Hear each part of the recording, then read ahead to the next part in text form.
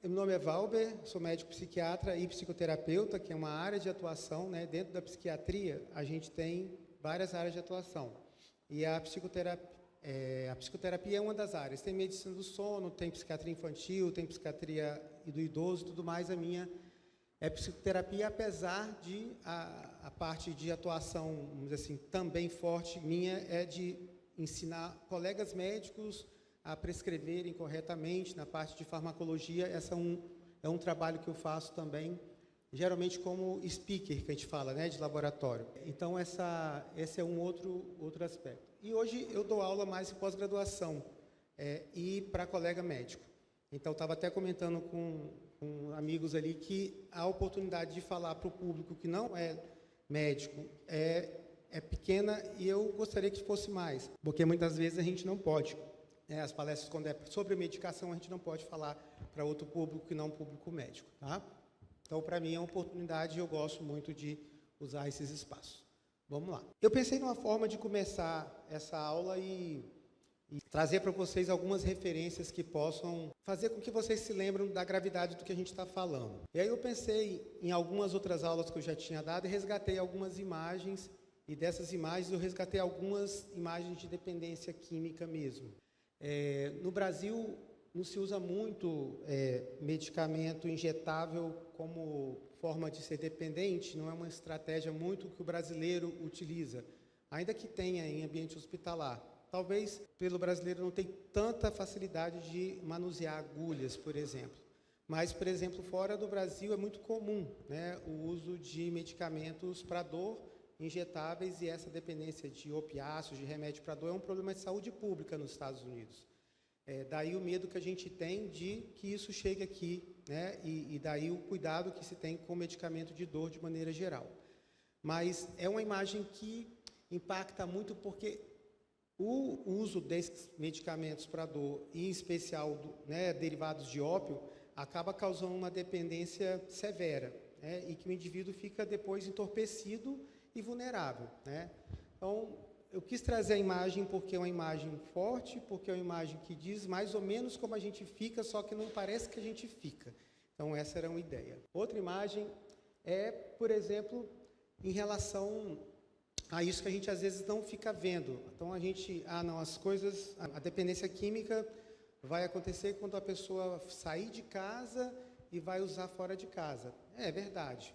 Mas pode acontecer coisa muito parecida dentro de casa, e você acha que está tudo bem, né? E você acha que não está tendo nada de errado ali, porque o seu filho está ali no computador, está ali perto de você, você está vendo, né?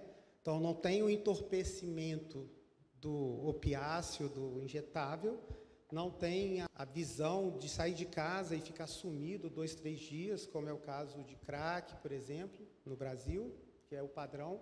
Eles desaparecem e aparecem 7 dias depois. Mas tem as duas coisas quando a gente fala de dependência digital. Tem um entorpecimento, porque você tem um desligamento da realidade, de certa forma, e tem também vamos dizer assim, ele vai para um lugar onde você acha que está vendo ele, mas você não está vendo ele. O mundo digital, a gente tem que analisar como se fosse um mundo real mesmo. Então, por exemplo, é um conselho que eu dou frequentemente para os pais que me procuram. Se seu filho de 9 anos resolver que quer ir lá para Jardim Camburi agora, daqui, você deixaria? Ele tem condição de ir para um ponto de ônibus, pegar o ônibus certo, ir para o terminal e tudo mais?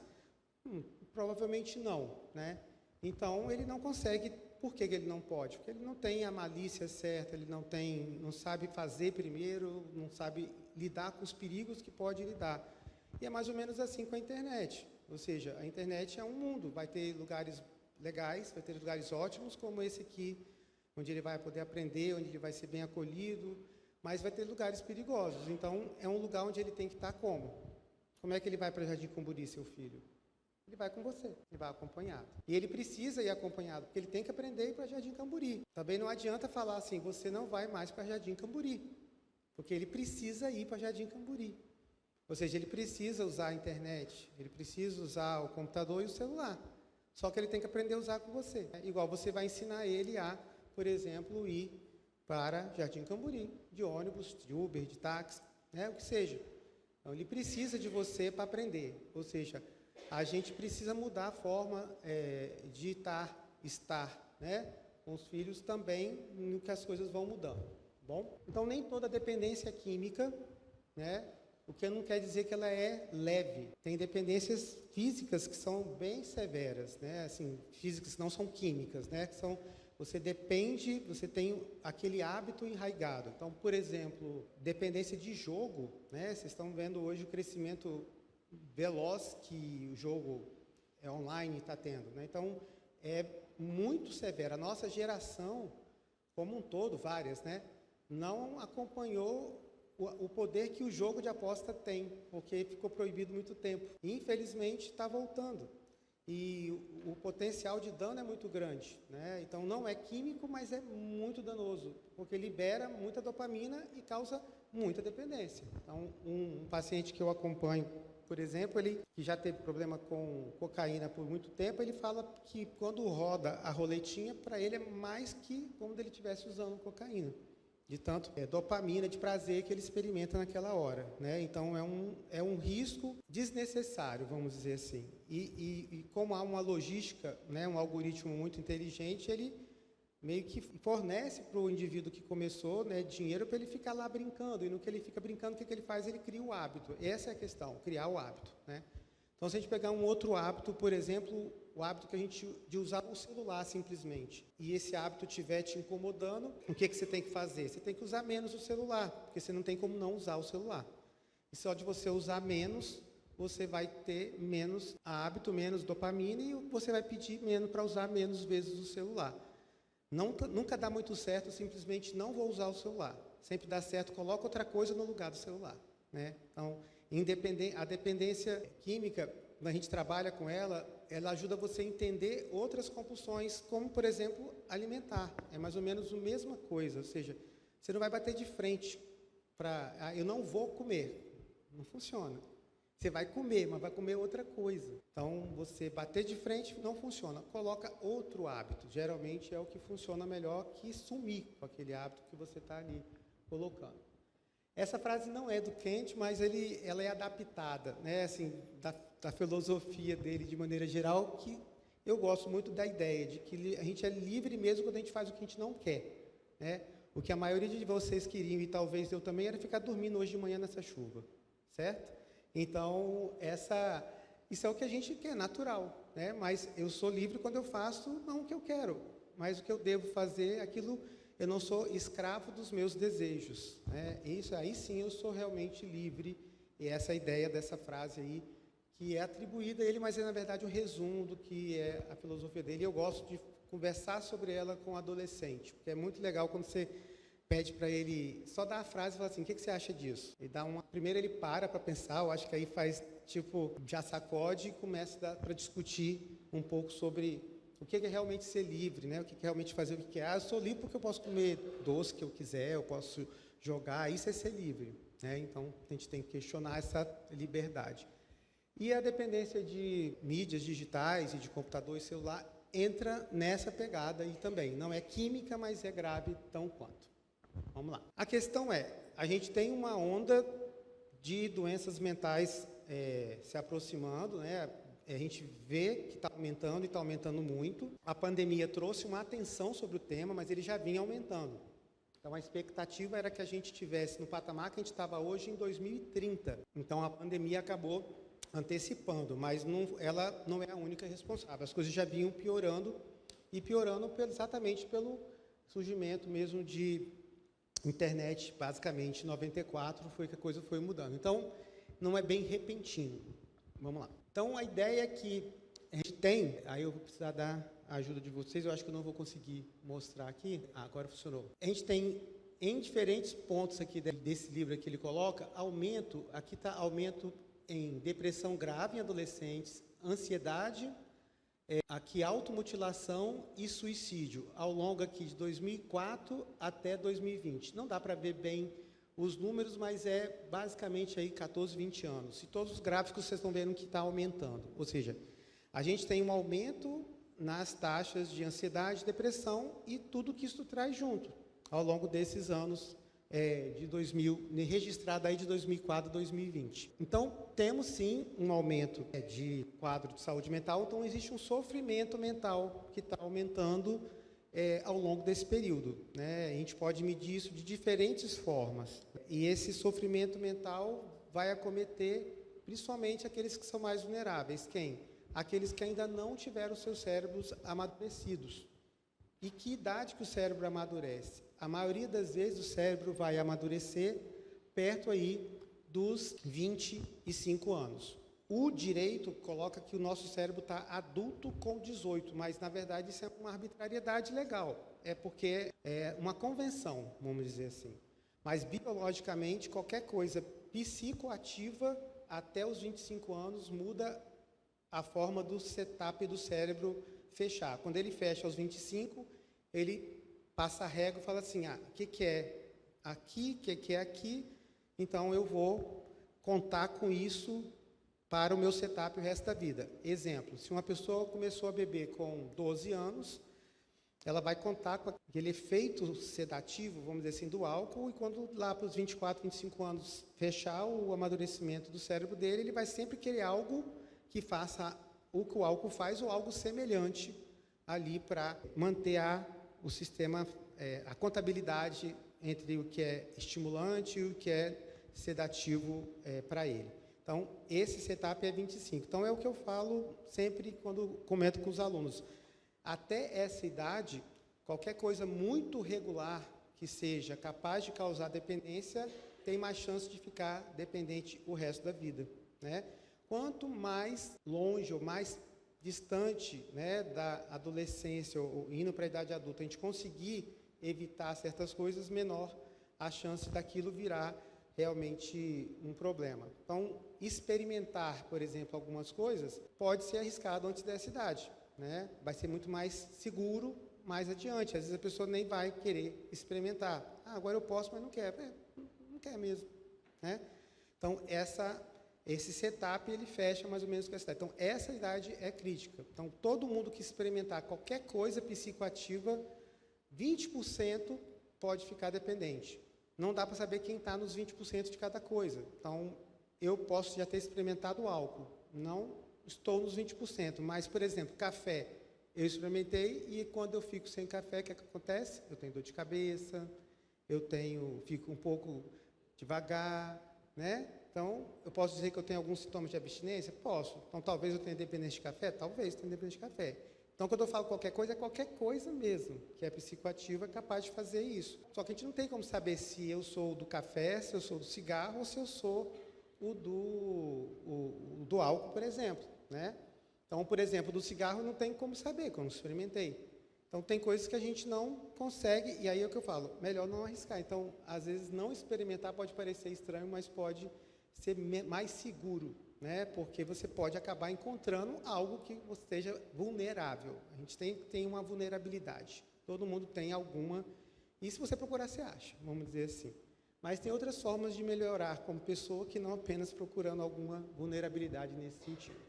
E a grande diferença é essa aí, né?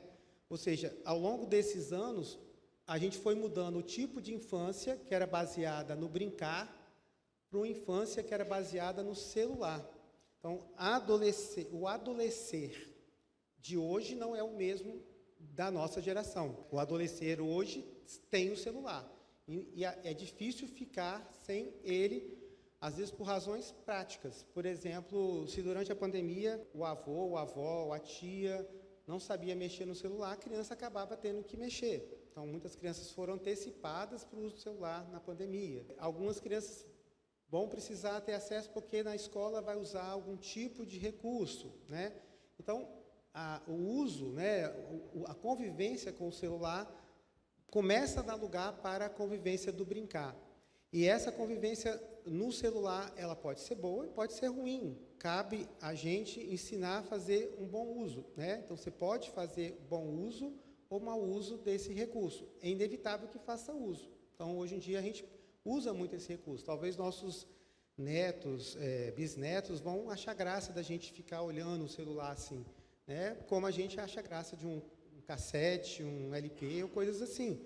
mas é uma realidade e isso impacta a forma de se divertir, porque eles se divertem no celular, eles estudam no celular, eles têm momentos de comunicação pelo celular, coisas boas e coisas ruins. Então, impactou, e essa é a questão. Então, ao longo do tempo, que a gente vai tendo isso aqui, uma diminuição da infância baseada no brincar, para um aumento da infância baseada no celular. E isso é a grande diferença que os estudos mostram que vem causando esses impactos aí na saúde mental, né? A redução, né? Essa proporção. Aí já começa a ter algumas pistas do que a gente pode fazer.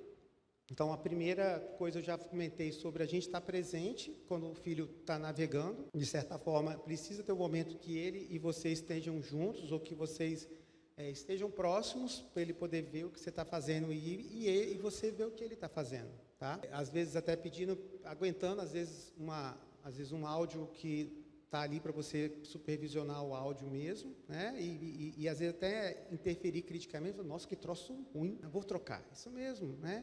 E não é assim, não é normal, né? Então a gente tem que dar pitada, ele dá pitada no nosso, a gente dá pitada no deles, e ele vai entendendo que você não está gostando. E aí não se esqueça que você é o pai e a mãe, e que ele quer muito, necessariamente, te agradar, inevitavelmente. E se você mostra que está agradando ou desagradando, ele entende. Ele pode não concordar, mas ele entende. E, intuitivamente, a gente nasce com essa estratégia de sobrevivência que é agradar nosso cuidador. O ser humano nasce prematuro. Como é que nasce o potrinho? Como é que nasce o bezerro? Andando. O ser humano nasce mal berra, né? Mais nada. Então, a única habilidade dessa criaturinha para sobreviver é se vincular ao cuidador. E esse setup fica a vida toda, né? Então, a gente tem esse poder, sim. Então, a sua opinião é importante, sim. E você deve colocar a sua opinião. E isso vai gerar nele assim, poxa, isso aqui eu já sei que meu pai não gosta. Não sei por que não, mas ele não gosta. Né? E aí ele vai depois entendendo por que eu não gosto, vamos dizer assim. Claro que, né, com critério, né, gente? Então, essa é uma coisa importante. A outra questão é a velocidade que as coisas estão acontecendo, ou seja, esse gráfico aí é só para vocês terem ideia. Por exemplo, para um produto chegar a 50 milhões de usuários, por exemplo, o avião demorou 64 anos, cartão de crédito, 28 anos, computador, 14 anos para chegar a 50 milhões de usuários. A internet, 7 anos. Uma brincadeirazinha ali, né? Um joguinho, por exemplo, como o Pokémon GO, 19 dias, 50 milhões de usuários. Então, assim, a velocidade com que as coisas atingem grandes proporções tem andado muito rápido. E se você puxar para coisa mais nova, fica mais doido ainda. Quer ver, por exemplo, o ChatGPT chegou a 100 milhões em 2 dias. 2 dias, 2023, por aí. Né? Então, é muito rápido. Um curso de inteligência artificial, ele fica defasado em 3 meses. E olhe lá, né? Tem alguns que eu frequento na minha área e você vai ver os vídeos lá do início do curso, não tem nem como fazer o que o cara estava te orientando, porque não tem mais aquela IA que ele sugeriu para você. Então, assim, já ficou obsoleta. Então, é muita velocidade. Então, a gente precisa de diminuir um pouco a velocidade, saber fazer algumas coisas no manual, porque as coisas vão passando, sim. É aquela, para entrar naquela história de que estou sempre perdendo alguma coisa. Então, essa sensação a gente não deve alimentar, porque sim, a gente vai escolher algumas coisas, a gente vai abrir mão de outras coisas. Então, o que isso e por que isso impacta? Para mim, essa é a grande questão. Quanto mais internet a gente usa, mais computador a gente usa, menos a gente fica com as pessoas, né? Então, ao longo do tempo, olha lá, de 2003 a 2019, olha como o tempo com os amigos diminuiu. Muito. É uma luta, né, Ati? Estou tentando levar essa moça aqui para almoçar comigo, tem quanto tempo? Para eu ir na sua casa almoçar, foi quando? E a luta que foi para eu conseguir almoçar na sua casa? Certo? Então, assim, antes não era difícil assim, não. Né? Então, assim, o contato com os amigos vai diminuindo. E isso é uma das explicações. Ah, tá, mas por quê? Porque o cérebro foi feito para a gente interagir com pessoas, basicamente. Ah, mas as coisas mudaram. Tá, explica isso lá para o nosso DNA. Porque o nosso corpo é de homem das cavernas. O mamute está na geladeira, mas o corpo é de homem das cavernas. Não deu tempo. É muito mais rápido que a evolução, entendeu? Então, mudar uma genética, a forma que o corpo é estruturado, não é nessa velocidade. Então, o resultado é que o cérebro que é feito para o contato social sente falta do contato com outras pessoas. Qual é a única característica que ele não pode deixar de ter? Conseguir interagir bem com o cuidador para sobreviver, porque ele não é capaz de andar, não é capaz de conseguir comida nem água até uma certa idade. Então, o cérebro nasce prontinho para a interação. Aí dá aquele sorrisinho do bebê, aquela risada gostosa, ou chora, interage, tem neurohormônios, enfim, tem mais um monte de coisa. Mas é para isso que ele é feito. Então, toda vez que a gente está aqui interagindo, ele tende a ficar mais funcional. Opa, precisam de mim, o cérebro se mantém bem. Não precisa de mim, o cérebro evolui. Não precisa ir longe para explicar isso. Isso já existia, esse dado, baseado em pessoas que eram presas, estudos de isolamento social em prisão. Mas a pandemia esfregou isso na nossa cara. A gente teve pacientes idosos que evoluíram o quadro dele de demência senil, que é aquela demência normal da idade, evoluíram tipo 10 anos em 3, porque o social dele também era o que ligava a mente dele. Ele saía de casa todo dia, passava na venda do seu fulano, falava com o seu fulano, comprava um negocinho, depois ia em outro lugar, falava com não sei quem, comprava não sei o quê, depois ia lá, só conversava fiado, voltava conversando com todo mundo. Certo? Tirou isso, não estou dizendo se tinha que tirar ou não tinha, estou falando que aconteceu e o impacto na cognição foi severo. Então, a gente tem um impacto, sim. Quando a gente deixa de estar com pessoas, a gente evolui o cérebro, porque ele não foi feito para isso, ele foi feito para interação. Se ele não está precisando dele, ele evolui. Não está abusando. Né? Ele precisa sentir que ele está sendo útil, que está sendo necessário. Então, eu vou reativar as conexões. Então, é mais ou menos por essa linha que a gente vai, ou seja, você vai interagindo menos, mas eu interajo lá, ele não consegue entender ainda dessa forma. Talvez, e quem sabe, né, quando tiver um metaverso, algum tipo de sistema, tipo alguns filmes colocam, quem sabe? Mesmo assim, né, alguma coisa ele saca que não é. Então, não é esse contato que a gente está tendo aqui, por exemplo, que foi o que é nativo da gente. A gente foi criado por humanos de verdade. Talvez quando a gente for criado, não for dessa forma, pode ser que não sinta tanta falta assim, tá bom? Então, esse é um aspecto fundamental. E aí, o tema da palestra, ou seja, afinal de contas, a gente então está conectado ou não está conectado? Né? Ou seja, realmente a gente está no momento que a gente pode se conectar todo mundo, a gente tem o link aqui, já coloquei na internet, já tem algumas pessoas que podem estar acompanhando na internet. Então, tem uma conexão, tem mais chance de conectar, mas, ao mesmo tempo, isso que conecta, às vezes, distancia, né? Não permite a conexão real aqui de uma pessoa com a outra. E esse modelo 100% conectado já se mostrou não funcional. Prova disso é que até empresas de tecnologia voltaram para o modo híbrido, porque a criatividade do funcionário dele funciona mesmo, é quando no cafezinho ele bate papo com um coleguinha, né? É ali que a coisa funciona.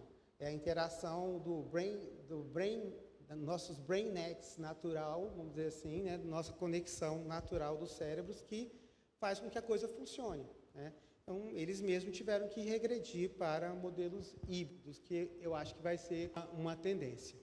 Então, sempre o uso de qualquer coisa que cause dependência começa assim, é tudo bom, é só um docinho. Estou brincando, né, gente? É só um docinho. Se for só um docinho, beleza. Mas se for um docinho agora, um docinho daqui umas 2 horas, um docinho daqui 4 horas, aí começa, você vai sentir falta. Cadê o docinho? Não tem docinho hoje, não? Né? Vai sentindo falta. Então, começa de maneira recreativa. É assim com álcool, é assim com doce, é assim com comida, é assim com dependências químicas ou não químicas. E depois a gente começa a se distanciar, tá? Então, os prejuízos, né, desse uso de internet, celular, redes sociais, de maneira geral, são principalmente 4, né? E aí, de novo, ali o livro, ali, caso vocês queiram aprofundar, que explicam o porquê que a gente tem esse impacto. O primeiro foi o que eu comentei, a privação social. Ou seja, a gente, quando está usando muito o celular, muito o computador, e a gente não interage, e o cérebro sente falta dessa interação. Então, esse é um aspecto. A outro é privação de sono. Então, a gente tem muito a privação voluntária, acaba que a tela por si só estimula, e também a gente acaba usando, ficando até mais tarde. Vou ver mais um pouquinho aqui, vou responder aqui, tem um aplicativo ali, e você fica dormindo menos. Depois eu vou mostrar os dados. O outro aspecto é que a gente fragmenta a atenção. Eu já desativei as notificações do celular há muito tempo, porque é impossível, né? Só serve para a gente distrair. Não precisa da notificação, eu vou lá e olho mesmo o celular, não é isso? Então, é muita notificação, é o tempo todo informação. Não é para isso que a gente dá conta, não. Não foi assim que o cérebro foi feito. Ele foi feito para interação aqui, ó. E a gente trabalha com um monte de tela ao mesmo tempo, né? Então, não é esse o propósito. E a quarta coisa do impacto é o vício propriamente dito. Então, é basicamente essas 4 coisas que a gente tem que ficar atento para saber se está tendo problema ou não está tendo problema. Tá? Então, a privação social é isso que eu já comentei. Ou seja, quando a gente está numa situação que eu estou muito no computador, eu estou menos no contato real. E isso é o primeiro impacto, porque não foi para isso que o nosso computador nativo foi feito. Ele foi feito para interação de verdade. Então, ele tende a involuir. Aí vale para todo mundo, tá? Vale para criança, adulto e idoso também. A gente também tem muito problema de uso de celular no idoso, tirando o contato social, e tem privação e tem prejuízo cognitivo também. Bom, uma das coisas da parte social que a gente também tem de impacto é quando eu não estou interagindo com as pessoas, eu fico mais ansioso. Porque quando eu tenho suporte, eu fico mais tranquilo.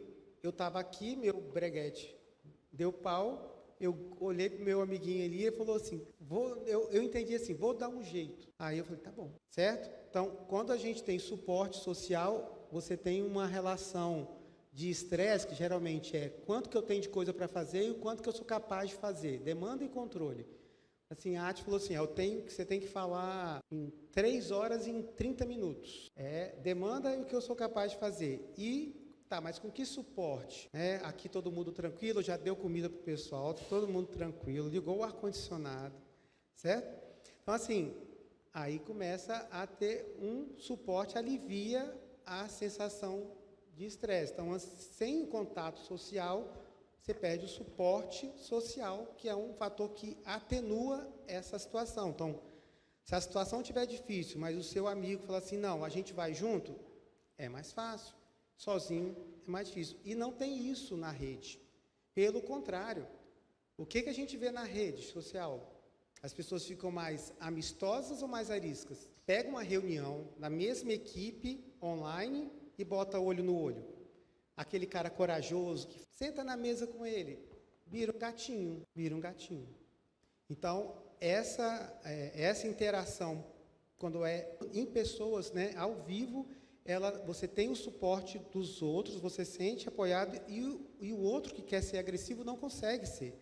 É por isso que tem tanto problema nas redes, né? As pessoas com os comentários absurdos, malucos, porque está, entre aspas, ali, achando que está invisível. E quando que se fosse real, mundo real, sabendo que ele tem o suporte de quem está aqui, não ia chegar na sua cara e falar aquela barbaridade.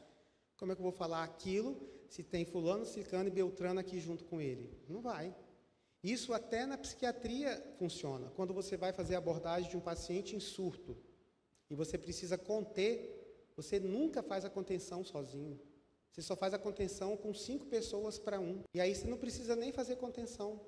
Mesmo o paciente em surto entende isso. Você chega a 5 pessoas para conduzir ele para um lugar, ele simplesmente vai. Às vezes precisa usar alguma técnica para contê-lo? Sim, e existe técnica sim para conter, e tem a famosa técnica 5 para 1 mesmo, 1 para cada membro, 1 para a cabeça, se você tem que, por exemplo, conter o paciente no limite. Mas só a presença dos 5 já contém. Então, olha o poder do social, da presença. Presença. Presença é isso aqui. Está um presente na frente do outro. O que o terapeuta faz quando está com o cliente? Ele sustenta a presença dele. E a presença do terapeuta faz o paciente ficar mais tranquilo, só de estar presente e seguro, só a presença do terapeuta. Já saí aliviado daqui. E você não falou nada, porque ele não deixou, né? De tanto que ele falou. A sua presença estabilizou a pessoa. Então, é isso que a gente está falando, é disso que a gente está perdendo quando a gente vai sem ter contato social.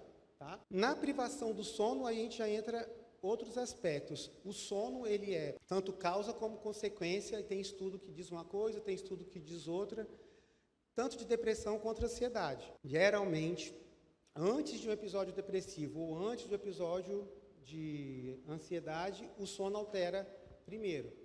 Então, há trabalhos que dizem que é causa, outros dizem que já é um sintoma apenas inicial, que não é causa, mas tem uma relação geralmente primária. E mesmo quadros graves. Então, por exemplo, no paciente bipolar, quando está estável, e o familiar pergunta, o que a gente pode ficar atento para saber se está acontecendo alguma coisa errada? O sono. Mais sono, menos sono, energia, sono. Então, o sono é um parâmetro muito importante. Então, a privação voluntária causa grandes problemas de atenção, problemas de memória, né? A memória, você só produz o hormônio da memória se você dormir direito. E a atenção vai para o beleléu se não dormir. Todo mundo é assim, né? Então, a gente precisa de sono para manter várias funções. Mas, em termos de doença, essas duas eu já posso colocar aí, que é muito claro, inclusive é sintoma das duas doenças. Na insônia, na ansiedade, geralmente falta sono, mas na depressão, tanto pode faltar quanto pode vir demais, as duas coisas, mas está alterado. Então, por si só já é um problema, então essa é a segunda coisa. E a terceira é a atenção. Então, assim, a atenção que a gente que a engenharia celestial pensou na gente era essa atenção aqui. É a atenção concentrada, que nos testes de neuropsicológico é aquela atenção que eu estou aqui, ó. Eu olho para o olho de um cada vez. Eu até posso ver assim de bandinha, mas é um de cada vez. Então, é isso que o setup, a engenharia celestial, pensou nesse sistema.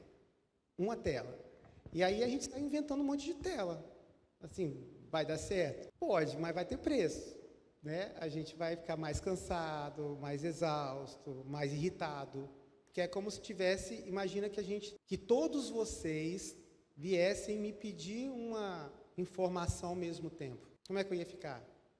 Tranquilo? Eu não ia conseguir ouvir. E aí eu ia ficar irritado porque eu não ia conseguir responder. E é assim que é no mundo real. Chega lá, vai lá na estatística do seu celular, vê lá quantas notificações chegaram no dia, quantas foram bloqueadas, enfim. E 150, 200, depende de quantos aplicativos você tiver. Então, é muita informação que chega de vez e não foi para isso que a gente foi desenhado. Claro, como resolver isso? Às vezes a gente tem que escolher prioridades, tem que escolher foco, ou separar horários. Aí já entra nas estratégias, né? Isso aqui eu vou resolver aqui, isso aqui eu vou resolver ali, né? Eu estou aqui conversando, o celular fica aqui, tá? A reunião é ao vivo, e por aí vai, né? Então, essa educação a gente precisa desenvolver e passar para eles. O conceito de atenção é aquilo, como se fosse a capacidade da gente conseguir, entre diferentes objetos, afastar. É como esse efeito que teria aqui, estava tendo antes do mouse, ou seja, você lança o foco sobre uma coisa, e aí naquela uma coisa, você consegue manter a atenção e esquecer das outras.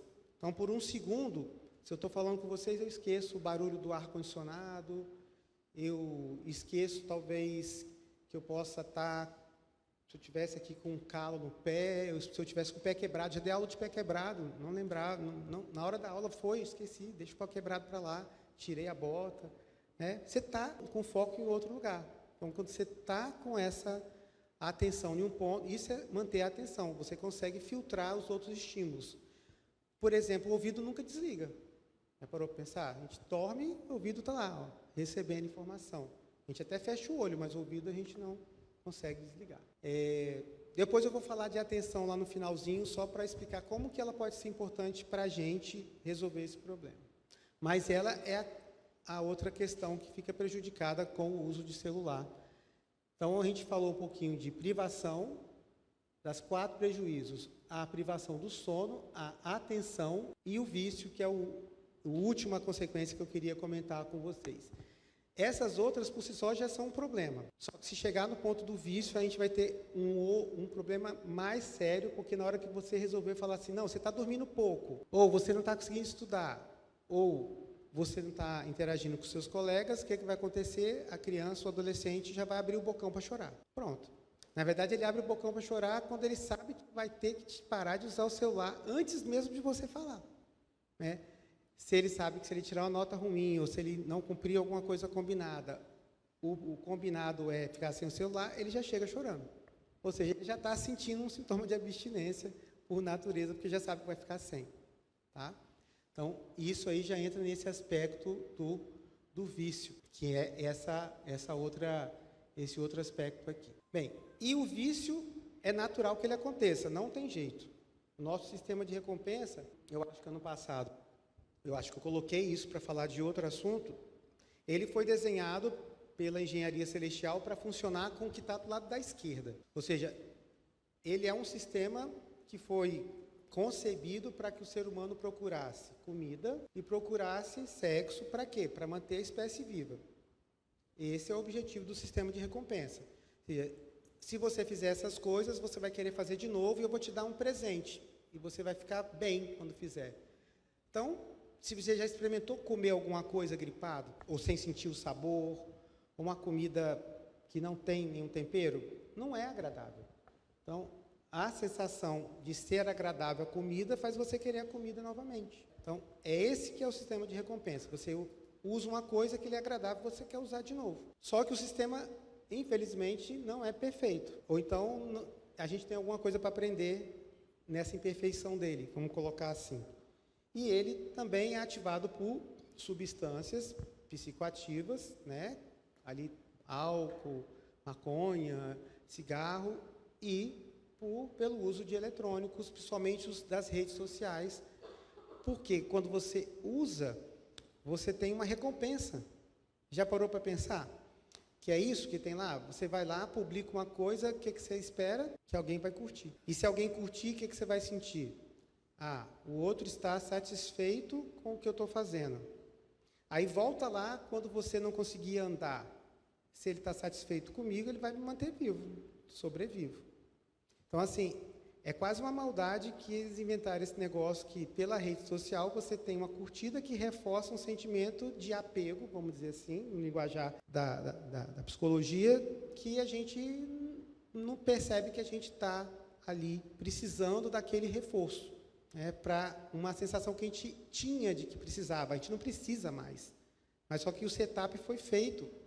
E a gente acha que precisa. Eu preciso agradar os outros. Né? Enquanto a gente só precisa agradar alguém. Né? Não precisa agradar todo mundo. Certo? Então, esse agradar, vamos dizer assim, estava ligado à sobrevivência. Então, se eu recebo like, eu gosto, e eu vou lá e faço de novo, e eu faço de novo. Então, isso vai gerando, né, mudou completamente. Então, usar o celular, quem tem celular aqui há mais tempo. Antes de rede social era de um jeito. A coisa ficou bagunçada mesmo depois das redes sociais. Então, foi aí que a coisa começou a ficar mais complicado de maneira geral. E tudo que a gente consome, a gente vai, de alguma forma, criar o hábito. Ou seja, a gente é o que a gente está consumindo. Então, às vezes, eu tenho que conversar com o cliente muito sobre isso. A gente tem que tomar muito cuidado com o que a gente coloca para dentro, tanto de comida quanto de informação. Porque, às vezes, a gente está consumindo muita informação que não presta ou que vai gerar que a informação veio junto. Você está consumindo informação, você vai estudando. Vai estudando a Bíblia, você está estudando um conhecimento técnico, você vai se encher daquilo. Aí você vai receber informação de outro tipo, violenta, de agressão. É isso que você vai reproduzir. É quase, a boca fala que o coração está cheio. Né? Então, é mais ou menos essa história, tá? Então, cuidado com o que você coloca no seu coração. E a gente inclusive, o que a gente consome na internet. Na verdade, na internet, como é de graça, quem é consumido é a gente, né? Porque se você está usando um negócio e esse negócio não é pago, então você que é o produto.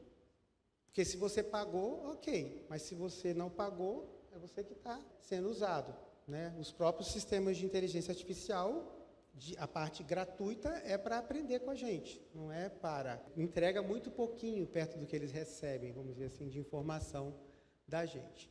Tem uma sugestão aí de um videozinho depois, se vocês quiserem ver no YouTube, sobre o dilema das redes, que é um trailer bem legal que conta um pouco da história do Facebook e de como que foi concebida a ideia do curtir, não curtir.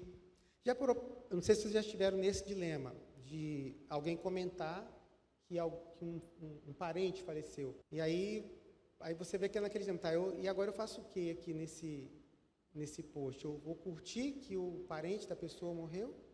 O que eu faço? Sabe? É estranho, porque o sistema não foi feito para interagir de verdade, não. Foi feito para curtir e reforçar, só. Não foi feito para interações como a nossa, onde alguém fala, poxa, é meu pai, minha mãe, irmão, morreu. Você tem uma reação de acordo com o que está ali. Aí a coisa funciona muito mais natural. Então, cuidado com o uso, né, dessas ferramentas, porque muitas vezes elas estão só realmente beneficiando elas mesmas, pegando informações do que você gosta, para quê? Para vender, né? Ok, tudo bem, não tem nada de errado de vender as coisas, só que a gente tem que saber que a gente está sendo usado para a gente poder também não ser tão bobinho na história, né? Se eu sei que que a ideia é que tem uma venda, eu vou ter uma postura muito mais madura do que ficar igual um abobado recebendo aquela informação. Então, a pessoa chega honestamente e fala assim, eu vim aqui te vender esse bombom. Legal, super honesto. Esse bombom é assim, assado, parece que é mais doce, menos doce. Joia. Agora, a pessoa começa a me dar bombom todo dia. E um belo dia eu falo assim, cadê meu bombom? Não, agora você tem que pagar. É isso, né? Então, a gente precisa ter uma certa malícia nesse ponto, e as crianças e os adolescentes não têm. A gente precisa ensinar eles sobre isso aí. Tá? Que eu vou passar rapidamente, em média, a média de uso de internet é 6 horas. Aí eu fico me perguntando como que a gente faz as outras coisas, porque se dias 24 horas, 8 horas dormindo, 8 horas trabalhando e 8 horas de lazer, se entra 6 horas, quem é que está se dando mal? Alguém se dá mal, não tem como fechar essa conta, né? Então vai atrapalhar o quê? Vai atrapalhar o sono, vai atrapalhar o lazer e vai atrapalhar o trabalho. Então, fica claro que qual é o caminho? Tem que ter horário para fazer isso. Quem aqui brincava na rua? Como é que era para brincar na rua? Para poder brincar na rua? Podia brincar o tempo todo? Quanto tempo você tinha? Quanto tempo você tinha para brincar na rua? Quanto seus pais deixavam? 2 horas? Seus pais eram bonzinhos. 2 horas. Meus deixavam 1 hora, 1 hora e pouco. Ou seja, quando a gente ia brincar na rua, não tinha limite. Por que quando nosso filho vai brincar no celular não tem que ter? Certo? Vai brincar? Tá, cumpriu tudo? Não era assim? Você fez dever de casa, fez tudo? Então tá, vai lá brincar. A mesma coisa. Por quê? Porque não dá só para brincar, né? Então, é uma forma bem de como é, só tem que ver como é que é isso no dia a dia agora. Ah, não, mas eu não estava brincando, estava estudando. E beleza, ok. Então, vamos lá ver o que você fez aqui no celular ou no computador, né? Ou separa os ambientes. Então, esse momento de brincar ou de usar tem que ser controlado, porque senão é como se fosse o tempo todo brincar, né? Essa é a questão. Então, o uso problemático de internet, inclusive, mudou o CID. O CID, que é aquele código das doenças, agora tem CID para várias coisas, né? Tem CID para jogo patológico, vai ter CID para... A hipocondria virou cibercondria, que é a pessoa que vê lá na internet que espirrar 3 vezes para o lado esquerdo é tal doença. Aí ela vai no médico, não, eu estou com tal doença porque eu vi lá que espirrar para o lado esquerdo 3 vezes é tal doença. E ela fica quase doente. Fica doente mesmo, só que é a nova hipocondria, vamos dizer assim. E por aí vai. E tem a parte de, por exemplo, pornografia. Por exemplo, nesse ponto, pornografia é bem diferente. O homem que tem mais problema com isso, enquanto o uso de mídia social e o uso de compra online é mais a mulher. Ainda que os dois façam, a mulher usa mais. A mulher usa 3 vezes mais mídia social que o homem. E isso também é uma explicação, porque se fala disso ser explicação para elas adoecerem mais de saúde mental, fora outras questões, tá? Então, tem uma relação. Sim, ele tinha uma hipocondria aqui antiga, né? Assim, tomando um monte de coisa sem necessidade. Não, mas eles vão levar a prejuízo na qualidade de vida e aí ele vai se cuidar menos. Então, na maioria das vezes, na saúde, em psiquiatria, a pessoa não morre pela doença psiquiátrica, ela morre porque ela para de se cuidar direito. Ela não vai cuidar direito da pressão alta, do diabetes, ou ela vai ter um quadro demencial mais cedo. Ela deixa de se cuidar, porque ela vai desaparecendo. A história, o cérebro não foi feito para ficar ali, foi feito para ficar aqui. Então, ela vai meio que perdendo o sentido. Para quê? Né? Para que está aqui? Não estou interagindo, é mais ou menos assim. Então, morre no sentido, literalmente, desaparece, né? Um desaparecer, vamos dizer assim. Então, isso que eu falei com vocês no início, a ideia é que isso que a gente está vivendo aqui chegasse em 2030. Isso é um negócio que foi escrito em 2004.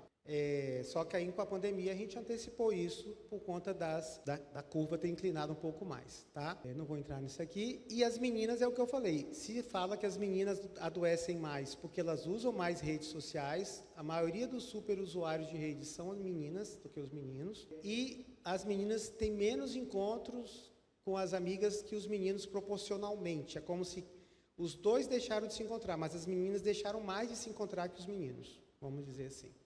Se a gente comparar. E aí você já começa a entender qual é o caminho. O caminho é deixar esses meninos se encontrarem, né? Eles precisam se encontrar de verdade, né? Para poder interagir, tá? Lembrando que as meninas também, na adolescência, têm mais chance de ter depressão porque começa a menstruar, né? Do mesmo jeito que quando ela para de menstruar, lá no climatério também tem mais chance. Do mesmo jeito que quando cada vez que tem neném e a cada ciclo menstrual também varia, tá? Então, o problema é esse, não é? Nós temos um recurso muito bacana ao nosso alcance, que permite eu estar aqui e estar na internet falando isso para quem não pôde vir, mas, ao mesmo tempo, tem coisas perigosas e a gente não vai deixar de usar o recurso por isso. A gente só precisa saber que isso existe, que dessa forma pode ser perigoso, para que a gente faça bom uso, como é o mundo, não é assim? Eu vou em qualquer lugar? Não, eu escolho estar aqui, eu escolho estar ali. É isso, fazer escolhas. E aí, o que a gente pode fazer? Em termos de ações coletivas, os governos precisam ter uma visão crítica sobre isso, ou seja, eles precisam, por exemplo, controlar o acesso da criança a determinados aplicativos. Não dá para a criança ter rede social no nome dela. Não tem maturidade para ter rede social. Então, e se o governo deixa, o pai tem que controlar, né? Então, tem que ter controle, sim. As empresas de tecnologia têm que entender que elas têm limites, ou seja, elas podem fazer uso disso, devolvem muita coisa, tem muita coisa legal nas redes, inclusive material de vocês, meu, mas também tem coisa ruim, tem que ter alguma forma. E aqui eu coloquei as igrejas porque esse ponto de psicoeducação é muito importante. É na igreja que, primeiro, tem a interação social, tem o ponto de psicoeducação e tem uma parte fundamental que é o trabalho de espiritualidade, que não é o Dr. Valber que está falando, ou seja, existe consensos de espiritualidade e psiquiatria, tem pós-graduação de espiritualidade e psiquiatria. A espiritualidade é uma dimensão humana que faz efeito na saúde mental e isso é estimulado que seja conversado. Ou seja, que pelo menos se pergunte ao paciente se ele acha aquilo importante e se ele achar importante que seja um pouco conversado sobre isso. Então, a espiritualidade é um aspecto que tem um consenso. Tem lá o Consenso Brasileiro sobre Espiritualidade e Psiquiatria, 2024. Então, é um tema muito atual. Então, por isso, a igreja é fundamental nesse processo. Nesse sistema de pirâmide aqui do Maslow, onde aqui são as necessidades humanas, né? Primeiro a gente tem que atender as necessidades fisiológicas, que foi o que a gente fez lá, a gente comeu, né? Tomou café, usou o banheiro, e aí depois agora a gente veio para a segurança, a gente está num lugar seguro, não tem risco aqui, nos sentimos tranquilos, nos sentimos pertencentes a um grupo, né? E aí vem depois outras necessidades, autoestima, autorrealização. Lá no topo tem a necessidade do espiritual. Então, hoje a visão de espiritualidade mais moderna é a espiritualidade como uma necessidade humana, ou seja, o ser humano sente falta da espiritualidade para se sentir completo. E isso ajuda na saúde mental. né? Então, essa vivência espiritual é muito importante. E onde é que a igreja entra? É a vivência. A igreja, muitas vezes, é o canal que permite que o indivíduo acesse essa espiritualidade. Então, essa vivência, claro, eu posso vir na igreja e não vivenciar isso como uma espiritualidade intrínseca, mas é um canal onde muitos conseguem vivenciar. Alguns têm uma experiência muito boa, outros não têm. Então, mas é um canal, né? É um canal de entrar e ter uma vivência intrínseca espiritual. E essa vivência intrínseca espiritual, ela está associada com o quê? Os estudos mostram que melhora de bem-estar e impacto positivo na saúde mental. Depois, aqui tem o artigozinho lá, onde tem lá o consenso, mas basicamente é isso que ele diz, que a vivência da espiritualidade de maneira intrínseca, ou seja, eu venho aqui e me sinto bem, eu internalizo essa vivência extrínseca que é estar aqui com vocês. E isso tem impacto positivo em diversas condições de saúde mental. Então, isso já é um outro recurso. Então, a gente vem falando de várias coisas que a gente pode fazer. Então, estimular as crianças e adolescentes a terem uma vivência espiritual, que é uma coisa que ficava meio assim, não é para ficar meio assim, não, ajuda, e ajuda muito, porque dá o senso de grupo, pertencimento, tudo que eu vim falando até agora, você consegue numa boa vivência espiritual, né? E o contrário é verdadeiro, né? Então, você diminui a qualidade de vida quando você desenvolve um transtorno mental, sendo que várias estratégias poderiam diminuir a chance de você ter algo parecido. Então, nessa vivência intrínseca da espiritualidade, os conceitos são esses aí, ou seja, desenvolver valores, né, como respeito, confiança, autonomia, perdão. Então, isso seria o conceito moderno de espiritualidade. Algumas pessoas têm essa vivência e, às vezes, não percebem que têm. Ou seja, eu não tenho nenhuma vivência espiritual. Eu discordo, às vezes eu falo assim, tem muitos valores espiritualmente sofisticados em você, né? Então, é esse conceito de espiritualidade como valor, que é o que eu chamo de espiritualidade intrínseca. E a igreja permite que o indivíduo, é um dos canais que esse indivíduo, tem outros? Tem, mas é um canal que o indivíduo pode acessar essa espiritualidade. E isso tem impacto positivo em diversos trabalhos. Tem uma outra aula que eu dou, que é só de espiritualidade. A quantidade de trabalhos que vem saindo nos últimos anos dessa área, espiritualidade e saúde mental, é assim, enorme, né? Tem muita informação, né, saindo positiva desse impacto da espiritualidade na saúde mental das pessoas, tá? Ações individuais. A espiritualidade, que a gente já falou. Outra, aqui, eu chamei de output. Eu tenho usado esse termo com os pacientes, porque a gente está nesse momento com muita informação na internet. O que a gente faz toda hora? A gente recebe informação. Milhares de WhatsApp, notícias, Facebook, Instagram, notícia de jornal, e então a gente recebe muita informação. Então, é muito input, é muita entrada. E a gente não coloca para fora essa informação, não coloca outras coisas para fora. Então, a gente precisa de coisas de fazer, output. Então, um caminho é estimular essas crianças, os adultos, os adolescentes a fazerem coisas. Eles têm que terem coisas manuais para fazer. Pode ser cuidar do jardim, pode ser marcenaria, pode ser instrumento musical, pode ser uma atividade física, pode ser jardinagem, argila, é manual, é output. Então, para compensar esse excesso de informação, tem que sair coisas manuais a serem feitas. Né? Se puder juntar tudo numa coisa só, legal. Né? Eu gosto muito de música, eu gosto muito de exercício físico. São dois recursos que me ajudam demais. Mas isso é muito de cada um. Né? Mas precisa desse output. Né? Então, individualmente, a gente pode fazer isso. Então, você está usando muito celular? Tá. O que você tem que fazer? Fazer mais coisas que tiram todo o tempo para usar o celular. É isso. Você não vai deixar de usar o celular, você não vai ter tempo de usar. Né? Você vai botar para fazer coisas e aí você não vai ter tempo de usar, de output, coisas de ação. Né? E a atividade física, porque a atividade física já aumenta a serotonina, aumenta o hormônio de memória, hormônio de prazer e melhora a memória. Então, tudo que é ação vai trazer benefícios, vamos dizer assim, neurobiológicos para a gente. E, finalizando, a atenção. Essa é a minha menina dos olhos, literalmente. Tira foto do meu olho, pai. Está claro aqui, né? Então, é importante a gente ter cuidado para onde a gente presta atenção. A atenção de vocês agora está aqui em mim. Quando vocês forem para casa, onde vai estar a atenção de vocês? Né? Porque onde está a sua atenção, vai crescer. Então, a atenção é uma função tão importante que, numa outra vez que eu vim aqui, eu perguntei assim para vocês, qual é o bem mais precioso? Aí a gente concluiu que era o tempo, né? E agora, assim, eu convido vocês a uma reflexão que tem outro bem muito precioso, que é a atenção, né? Ou seja, isso foi do ano passado.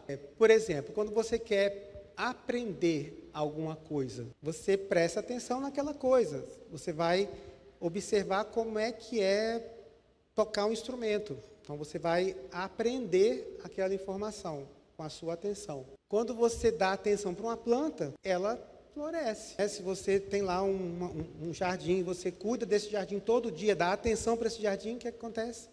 Ele vai ficando bonito, né? Todo dia. Você tem uma flor, ela cresce. Você tem um amor, e dá atenção para o amor, ele cresce, né? Então, você cultiva esse amor como? Do mesmo jeito que você cultivou quando você queria conquistar a pessoa, poxa. Com coisas pequenas, com atenção, né? Os amores. Né? Então, assim, o amor e conhecimento são as únicas coisas que, quando você divide, aumenta. Então, divide esse amor, né? Então, cultiva esse amor, ele cresce. Quando você dá atenção para uma amizade, ela cresce. Então, ninguém é meu amigo, ninguém... Tá, mas quando foi a última vez que você falou com o cara? Você chamou ele para sair, você mandou uma mensagem para ele, não para uma coisa outra, trabalho, ou coisa assim. Porque nossos amigos vão estar muito no ambiente de trabalho e família. Mas quando você mandou uma mensagem para aquela pessoa da família, não para o primo, para aquela pessoa que é seu primo, para aquela pessoa que é o seu colega de trabalho, né? Ou seja, você está cultivando essa amizade, literalmente. Então, se você cultiva, ela cresce. Se você cultiva uma atividade, ali é a minha filha em 3 momentos do balé, essa atividade vai ficando mais sofisticada. Vou aprender a tocar um instrumento. Quem toca instrumento musical aqui? Alguém toca um instrumento? Se você tocar um instrumento uma vez por semana, dá para aprender? Você fica bom, né? Se você tocar todo dia, começa a melhorar. Tem instrumento que é exigente. Eu não consegui manter o trompete por causa disso, porque não tinha jeito. O trompete é muito exigente para manter a embocadura 1 hora, 1h30 por dia. E aí eu ia ser expulso da vizinhança, desistir. Não dá. Então, você tem que se dedicar, né? Esses dias eu fui calcular quantos pacientes eu já atendi. Atendimentos. Aí fiz continha besta. 10 por dia, tanto por semana, por mês, deu 50 mil vezes. Ou seja, quando você faz uma coisa muitas e muitas vezes, você vai ficando bom naquilo. Não tem jeito. Não tem jeito, né? Quando você dá atenção para uma dor, também aumenta muito. E isso é uma verdade que machuca, mas é. Então, as dores existem? Existem. Mas cuidado, como que você vai dar atenção para essa dor. Porque se você der atenção para a dor pela dor, ela vai ficar insuportável. Né? Se você dá uma atenção para um problema, ele fica impossível. Então não vou resolver o problema. Não é isso que eu estou dizendo. Ele é um problema, tem mais um monte de coisa para fazer, né? Então, agora vamos resolver o problema? Vamos. Agora acabou o problema, vamos resolver outra coisa. Agora vamos resolver outra coisa. Depois eu volto no problema. Aí, às vezes, até seu cérebro já tem uma ideia boa, porque você parou de pensar no problema o tempo todo. Aí ele tem até a solução. Quem aqui já não dormiu? Não, amanhã eu vejo isso. E acordou com a solução. Mas se você ficar com aquilo o tempo todo na cabeça, não adianta. Piora. E se você der atenção para a resolução do problema... não, esse problema eu posso resolver. Eu não sei resolver, mas eu vou procurar a arte vai me ajudar. Então, você começa a ter...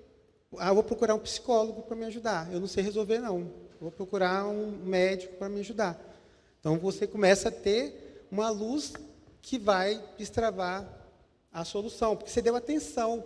Não ficou só travado ali, paralisado com o problema. Você foi buscar a solução para o problema.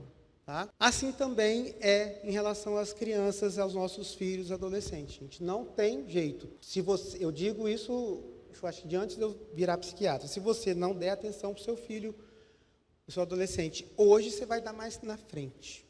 É só você escolher quando você quer dar. Se você não der hoje, lá na frente você vai dar de outra forma a atenção. Vai ter que dar atenção. Melhor dar hoje, né? Então, você dá atenção. Assim também a esposa pede atenção do marido, o marido pede atenção da esposa. Se você não der, alguém vai dar. Aí começa as tretas. Certo?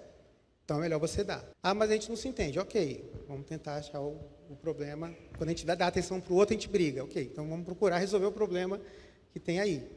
Mas a atenção que vai fazer com que a coisa funcione, né? Então, todo mundo deseja atenção, os pais dos filhos, os filhos dos pais. Eu falo com a Lavínia, assim, eu sou um pai carente, você pode começar a me dar beijo todo dia. Eu falo assim, mas eu não gosto. Não tem problema, você não gosta, mas eu gosto. Aí ela vem me beijar, me dá uma cabeçada assim, não beijo cabeça, eu quero um beijinho aqui na bochecha. Pronto. Aí, hoje em dia, agora ela vai lá e dá um beijinho na bochecha. Beleza. O dela é de um jeito, o da Lucélia é de outro, o meu é de outro. Então, assim, o meu é beijinho na bochecha, vem cá, dá beijinho na bochecha. Pronto. Certo? Então, a gente precisa disso. A gente precisa dar atenção, né, para os nossos familiares e os filhos em especial. Então, a moeda é atenção, porque a atenção diz onde é que está o seu tempo, né? Então, vocês passaram o tempo aqui prestando atenção e isso é a melhor moeda que tem. Obrigado pela atenção de vocês.